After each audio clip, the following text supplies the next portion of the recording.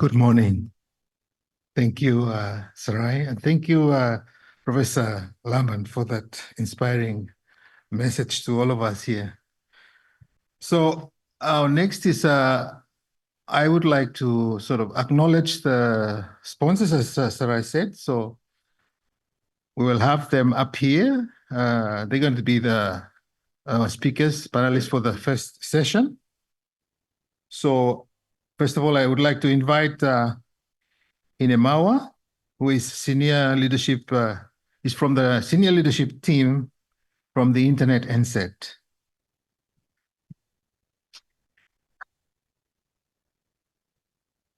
Next is the Rosemary, who is CEO of aUDA. Thank you, Rosemary. And next is Pablo, who is Senior Director Engagement for APNIC.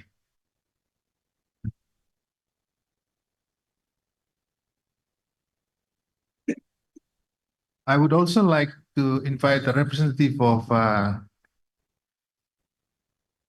UNESCO, Tatifik, if you are here. She will be here, but the speaking will be done via video message. So thank you, Tatifik, from UNESCO. So they represent our key partners and sponsors, InternetNZ, aUDA, APNIC, UNESCO. There's one that they're not present here, but I would like to acknowledge is the European Union and CAID that also provided support to this specific IGF. So with that deal, I would like to first of all invite Inamawa to give us the first speech. Thank you. Tēnā tātou, tānu te mihi atu kia koutou, ara ko ngā reo o te moana nui a kiwa, tēnā koutou, kia koe Dame, kānu te mihi atu kia koe, mo tō kōrero i te ata nei, tēnā tātou. So firstly, on behalf of Internet New Zealand, Vivien Maidaborn, our Chief Executive, sends her sincere apologies. She's unable to be here today. So I'm sorry, but you've got her stand-in. So hopefully I can give a kōrero. Now, the other thing is that my other brief was that she said to me, when you come down here, you've got 5 minutes and can you just welcome them to Wellington? So, of course, the brief has changed since I've been here this morning, but ka pai. We go with the flow. So Ipurangi Aotearoa is very much proud to be able to support this event. And perhaps I might firstly absolutely welcome you to our whenua. And as I say that, and I was listening to Dame this morning and thinking of, and also the welcome of kotahitanga. And I recently went over to the Asia Pacific IGF Forum. And one of the real stark observations that I noted was actually the missing voice of Indigenous peoples, of tangata whenua. And so one of the, and so I'm quite curious about that. And I'm curious about, as we think about what Dame has shared with us and we think about kotahitanga and what's happening here in Aotearoa, where there's a need for collectivity, a need for, in the perspective of Māori, to come together and to unite as one voice. And that had me think about a number of things. One was about, so what does the internet mean and what does access and equity mean and our participation in the internet and in the infrastructure, for example, in Aotearoa? And how might we as Māori actually bring ourselves together and our voice? So that's the first kind of insight and that, I think about, and what do we as Internet New Zealand need to do? Because Internet New Zealand looks after, we're a CCTLD, so we look after the internet on behalf of New Zealand. So that also means Māori. And that means that we need to be thinking about inclusivity and how we, and how we enable Māori and our people of New Zealand to participate. So that leads some big questions and I think some work for us to do. And as I was over in Asia Pacific and largely attended, was an Internet Governance Forum, largely attended by the greater part of Asia, but I was thinking, where is the Pacific? Kei tātou.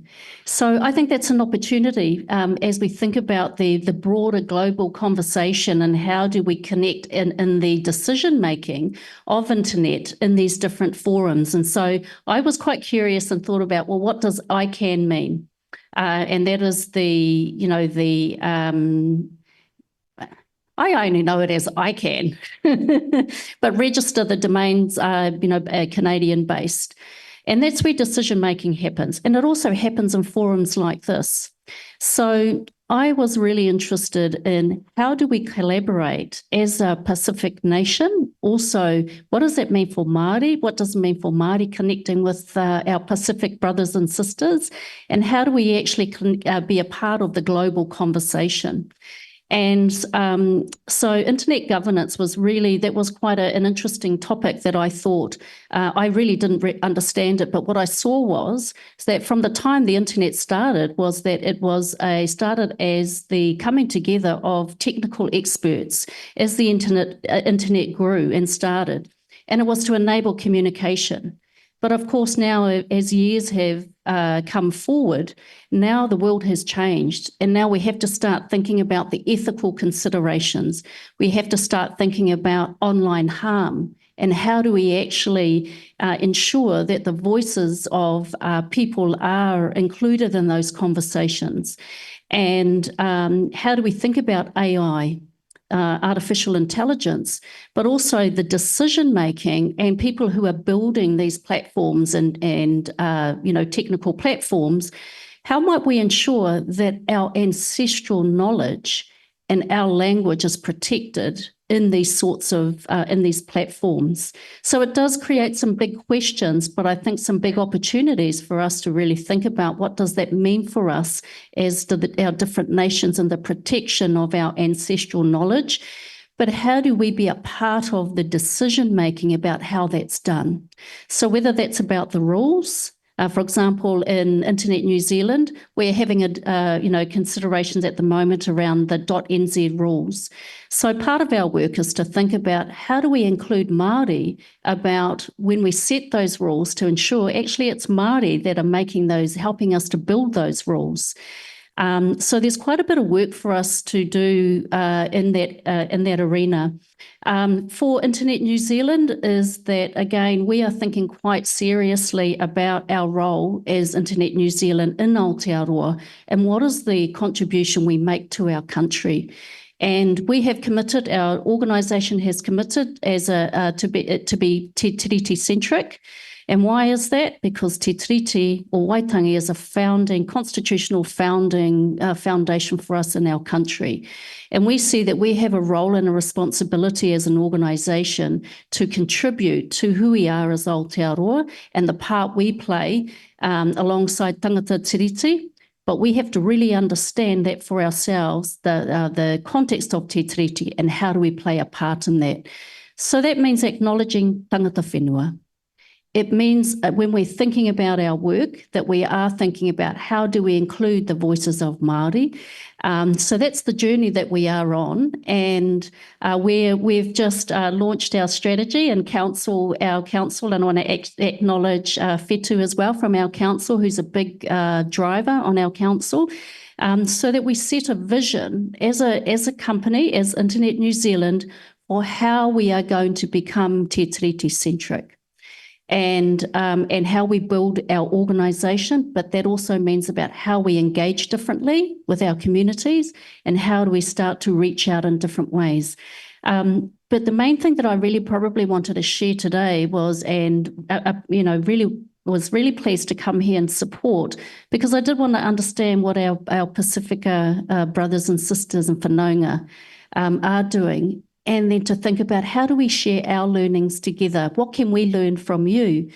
And I'm really interested in how we might plant some seeds and think about the broader global conversation in the Asia Pacific, could be a starting point, but how do we get our voices to those tables where key decisions are being made? And also not forgetting that there's the WSIS 2020 and then there's the UN.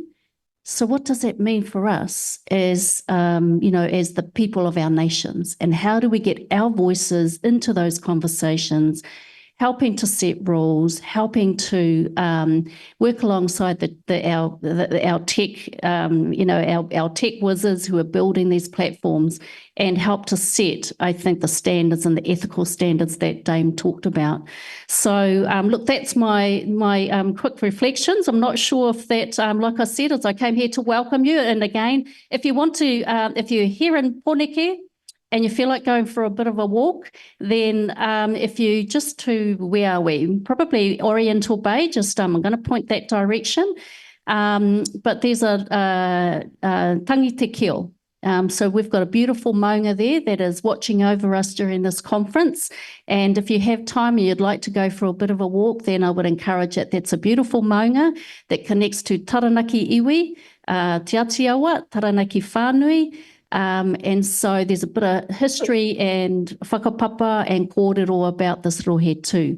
So again, just to really welcome you and hope you have a great week this week. Kia ora. Thank you, Hinemawa.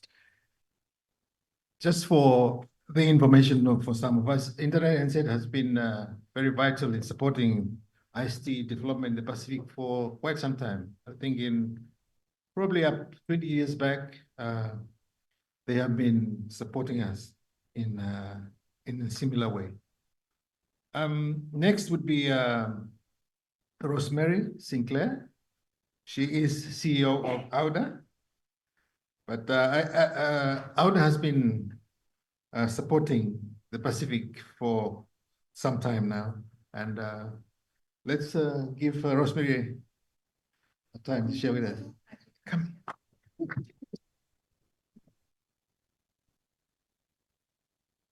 Feel a little more comfortable in this way. Thank you so much for those very warm remarks. And I just really want to say that we from aUDA are absolutely delighted to be here.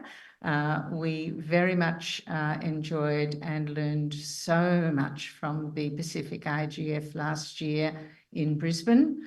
So we're really honoured to be able to continue to participate and be part of this journey and conversation. Our purpose in coming here really is to listen to you and find out how we might be able to contribute. So I wanted to point out my colleagues who have joined me on this trip. There are many of us here, and the opportunity for you to chat with people from aUDA is not limited to just myself. So perhaps if I start at the back of the room, Sabina Fernando, if you wouldn't mind just standing up, Sabina, just very briefly, just so people get to know the aUDA folk. Annalise Williams from aUDA, Jordan Carter from aUDA, Jane Smith from aUDA, and Bruce Tonkin from aUDA. So please take the opportunity to speak to any one of us about ways that we might be able to contribute and help. As I say, our purpose here is really to listen. We're delighted to be part of this multi-stakeholder community. It's a model that we really believe in. It's a model that solves problems much more effectively and strongly than what I call the hub and spoke model, where you send some submission in, you really have no idea what happens to it, and then the answer comes out. That's not very effective, and it certainly doesn't create very much buy-in and commitment for ongoing solutions. So some think that our multi-stakeholder model is a bit chaotic. bit messy. It's all of those things, but it's very effective. One thing that we really do understand is the need for us in particular to work hard to achieve the promise of participation. We talk about a multi-stakeholder model. We talk about more participation. There's a lot of hard work that is needed to be done to achieve that promise. That's an area where we feel we could contribute.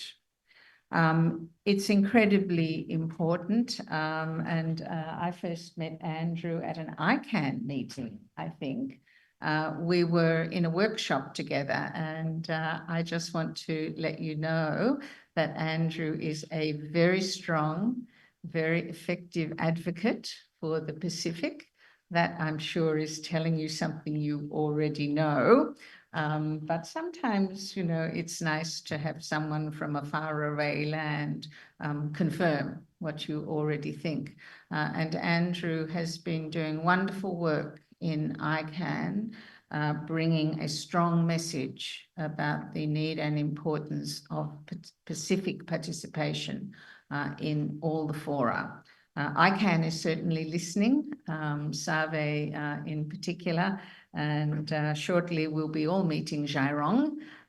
So much promise there, I feel sure. But I wanted to explain before I finish a little about aUDA. I'm sure I could go on about aUDA and the .au and what we do in Australia. Bruce can talk to us for weeks about the DNS and technical matters, but I wanted to tell you about aUDA through the lens of our values. I want you to really understand a bit more about aUDA than what we do technically and what we do in Australia. We have 3 values at aUDA, and they are values that we try to deeply live every day. The first value is we contribute. We contribute locally and we contribute globally. So our insight, our knowledge, our resources, our time, our effort, we devote to contributing. The second is we have a deep ethos that we do our work better when we do it together. So better together is our second value. And again, we live that very deeply. We are always trying to find ways to do things together, not to do things for people or to do things to people, but to do things together. And our third value is that we strive for excellence. We don't pretend that we are excellent. We don't ever imagine that we're going to be excellent, but we strive in everything we do to do it the best way that we can. So that's a continual journey of learning and knowledge gathering. It means that we're open to new ways of thinking and new ways of doing, because we're in this state of being and moving towards, rather than feeling that we've arrived and that we're in a stronger position than a position of learning and sharing. So there's much more about those values on our website, but I just wanted to take a small opportunity of your time to share with you the things that drive us and the things that will really underpin the many conversations that I hope you have with us during this week. Thank you.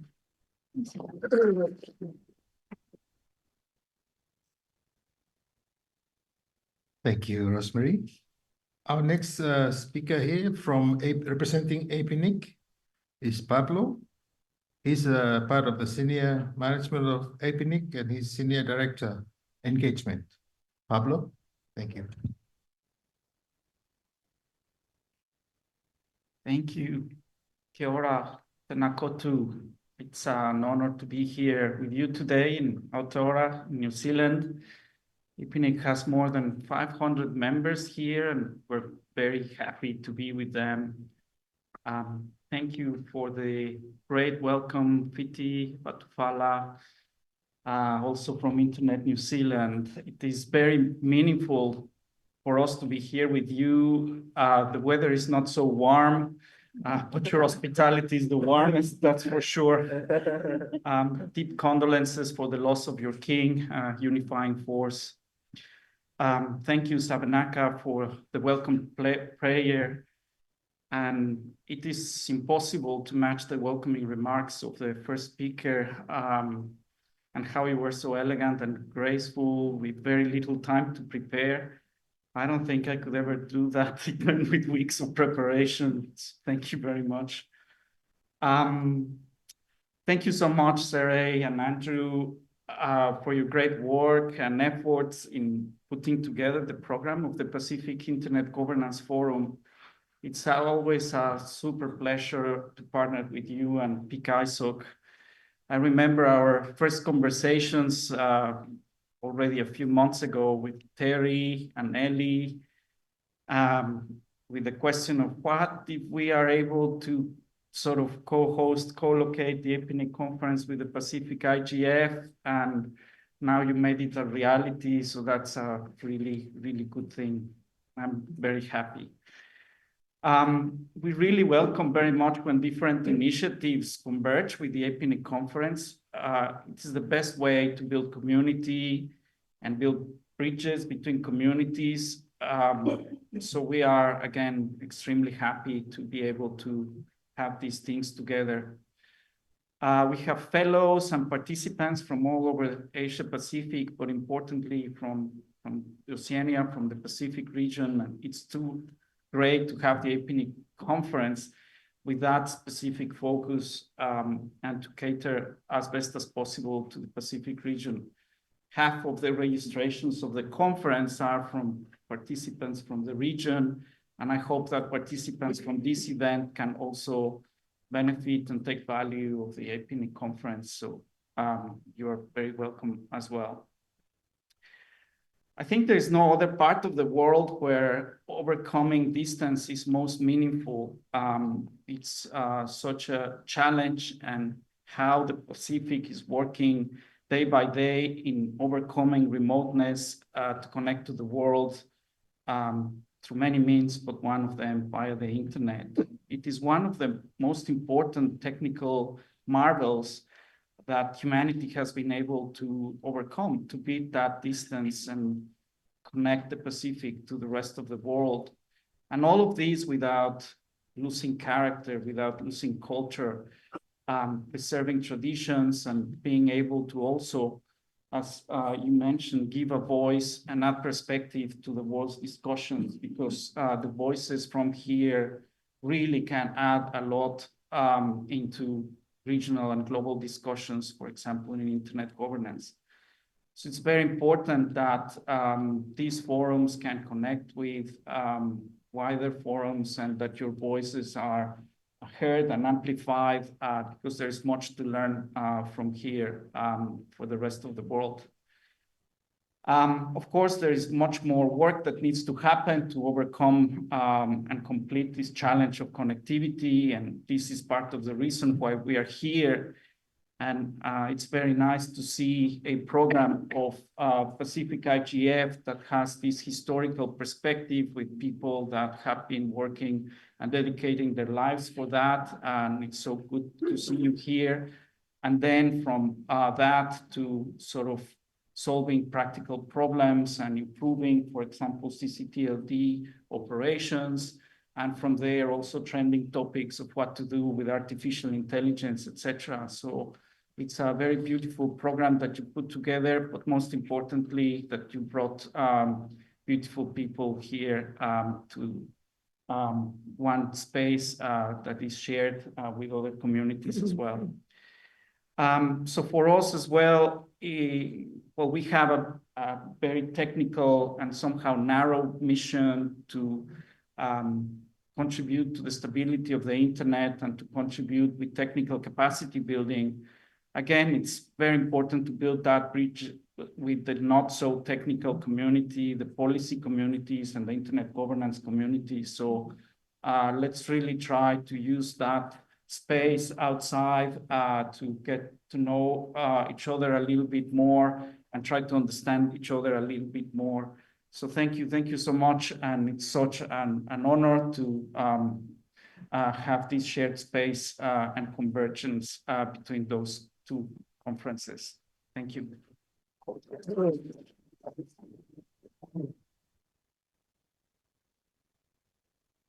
Thank you, Pablo.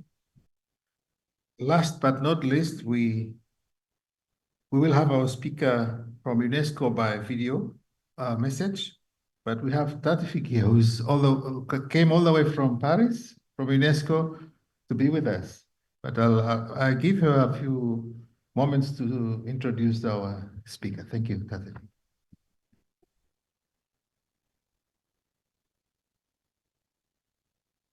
Morning, everyone. I'm very excited to be here with all of you today. And as Andrew said, I'm joining you from Paris. It's indeed very cold, too cold for me, but I'm very excited, and your energy is very motivating. So just to introduce maybe why I'm here, we started a project on assessing the internet development in 5 South Pacific countries last year. It's a process which was led by the national teams, by national researchers, and by teams of multi-stakeholder teams in each country. And they have produced this, and I see many of you here, and I'm truly grateful for your motivation, your excitement, which was really contagious for me and very exciting. So thanks to your efforts, we have the national reports assessing the development of the internet in these countries, which was made possible through a joint UN SDG fund project on economic diversification in South Pacific. You yourselves have crafted policy recommendations to further improve the state of the internet at the national level. And based on these findings, we have also crafted the regional assessment for the South Pacific with reflections also on Pacific overall. And based on this, we will have this discussion tomorrow with all of you. It will be led by all of you. And I got to know very exciting and bright people from the Pacific, and I thank you for the warmest welcome I received each time I visited your countries. So thank you so much for that, and thank you so much for your commitment. And I should also extend special thanks to Andrew and Sarai for the excellent cooperation also to have this space and be part of the Pacific IGF Forum. Thank you for that, and I look forward to our continued cooperation in the future and continued joint work. So our speech will be delivered by the UNESCO representative to the Pacific States, who is also the director of the office, who unfortunately couldn't be here with us today. But she has sent her warmest greetings and regards and her video message, which I would like to request to play. So the video message of Ms. Shamila Nair-Bedouelle.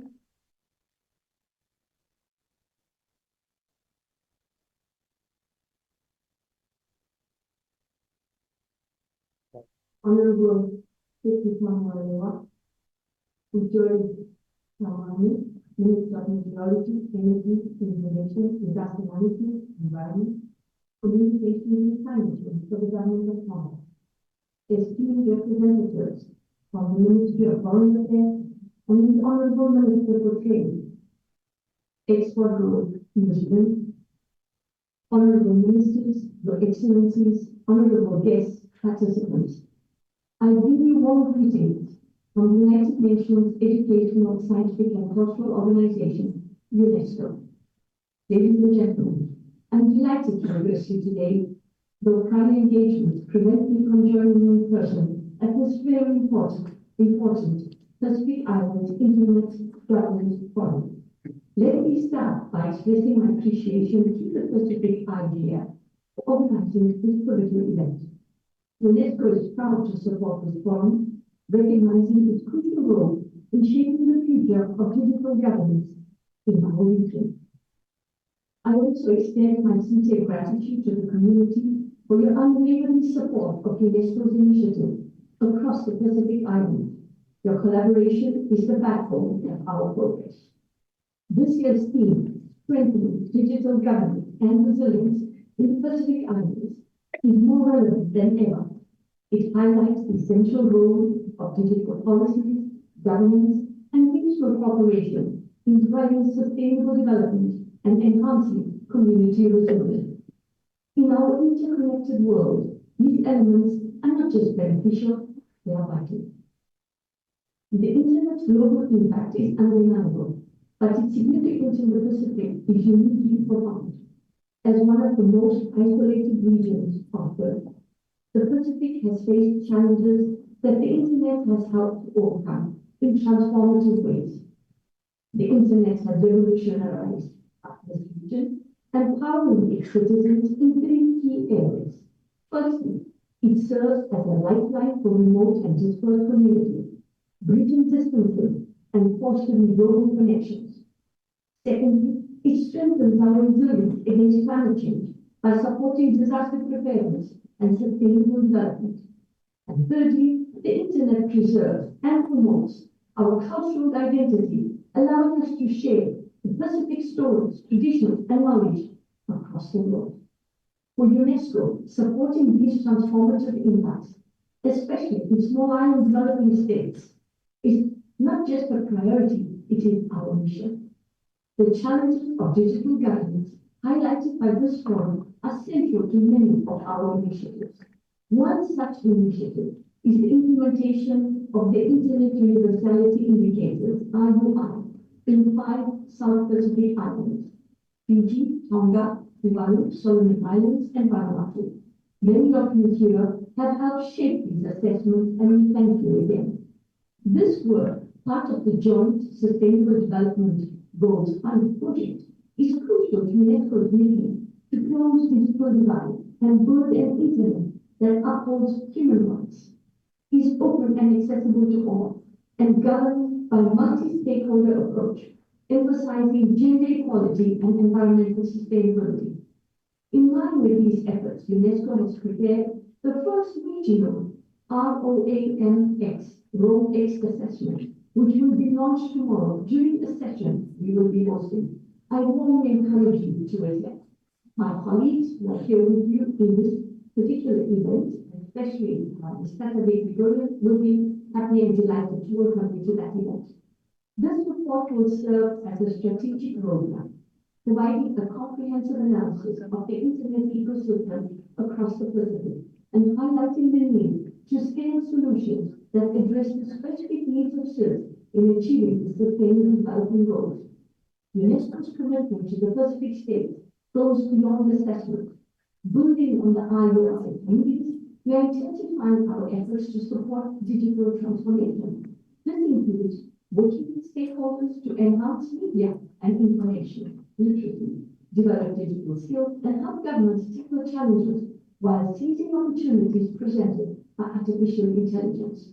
But our work must not stop there.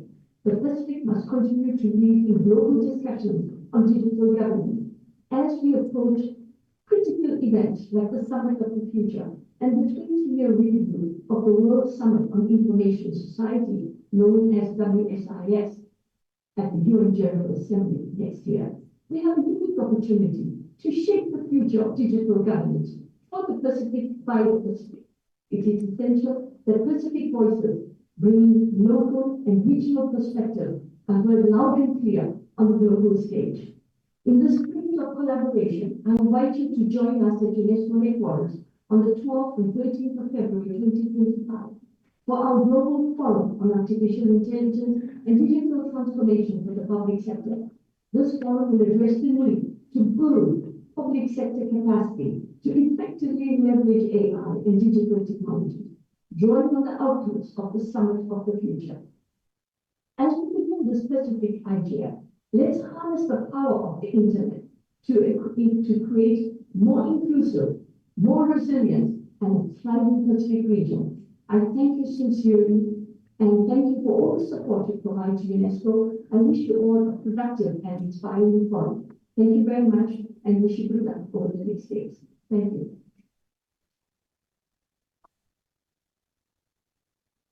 Just to say one thing, that her speech was recorded and the protocol was observed based on the old agenda, which was changed. So just to let you know, that's how the protocol was observed.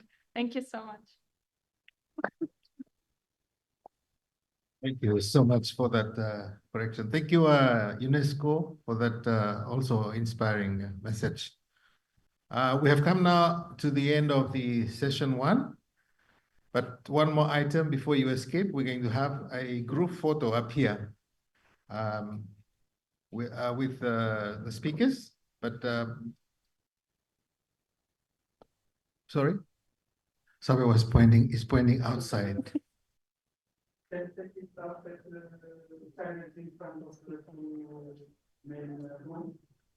Okay.